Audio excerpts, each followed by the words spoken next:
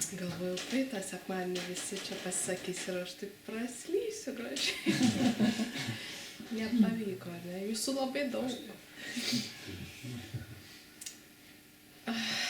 Aš nepasiruošiu. Nežinau kas. Tai labai gerai. Tai va, aš žiauriai esu išdidi. Žiauriai.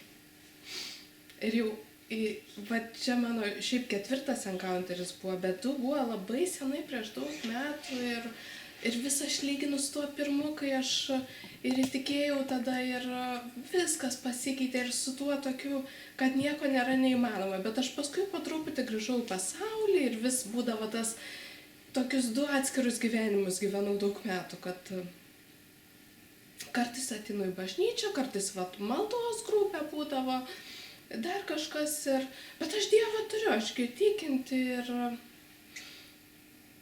ir vat gyvenu šitaip. Vis nepasišvenčiu kažkaip. Ir jau per šitą encounterį, jau kai reikėjo pasišventimo maldą ir aš sakau, nu negaliu. Sakau, kiek aš galiu žadėti? Ir vis grįžt atgal. Bet viena sesė Viktorija sako, einam, vis tiek einam, eik, apsikabino, sako, einam, šveskis tiek kartų, kiek reikės.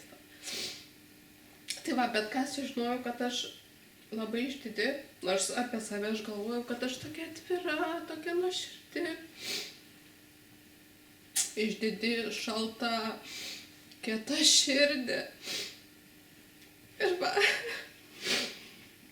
ir daug ko neleidau Dievui tiesiog daryti, nes, nu, čia dar savo pasiliksiu, čia tas. Bet aš vis tiek jutau Dievą, įsivaizduoju, ten kiek geras jis, tu čia toks sėdi, bet aš toks išdidus, piktas, man čia tas netinkamas, o jis vis tiek tau save preiškia.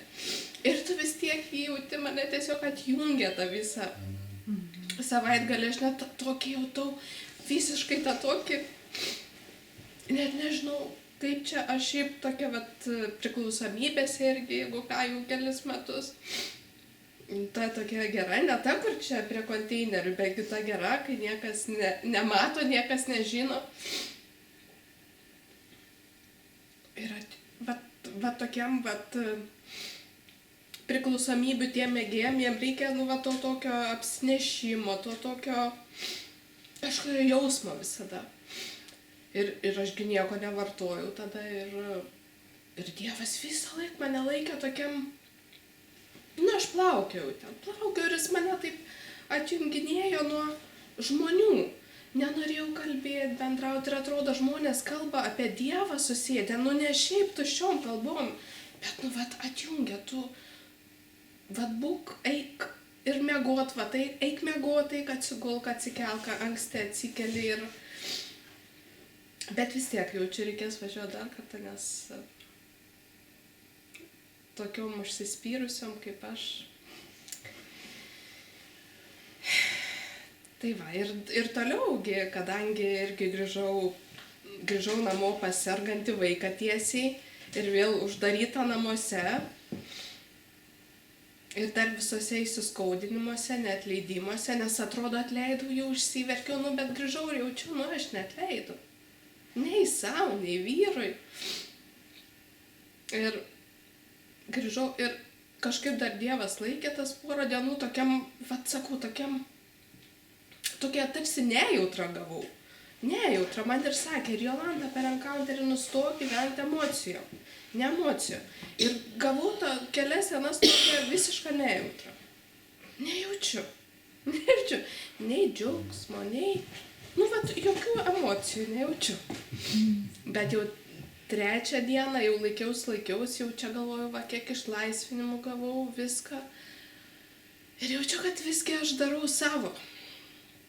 Aš labai norėjau to, nepasidaviau. Ir aš darau savo jėgom, aš nedarysiu to ir savo jėgom. Ir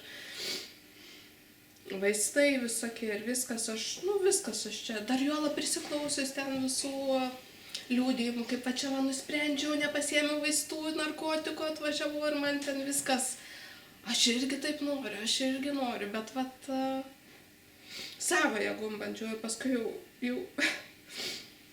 ir Jokūbas va visą laiką su manim namie ir sako, mama, kas tu yra, kodėl tu kodėl tu verki? Dabar iki šiol klausinėt, paskui aš apsikrečiau, susirgau ir šniurkščiu. Mama turi vėl verki. Tai žodžiu, jau skambinau ir mamai, sakau, mama atvažiuok, nes... Ir mama atvažiavo ir mašinoje sėdėjom ir sako, šauk, Indrutė, šauk. Sakau, negaliu, nes neišsišaukiu. Nes negaliu. Ir stovi, gniaužulas stovi. Bet ką žinau tikrai, kad aš turiu eiti čia, kad ir sėdėt gale, nunarinus galvą, bet tai ir sėdėt. Bet toks mano sprendimas.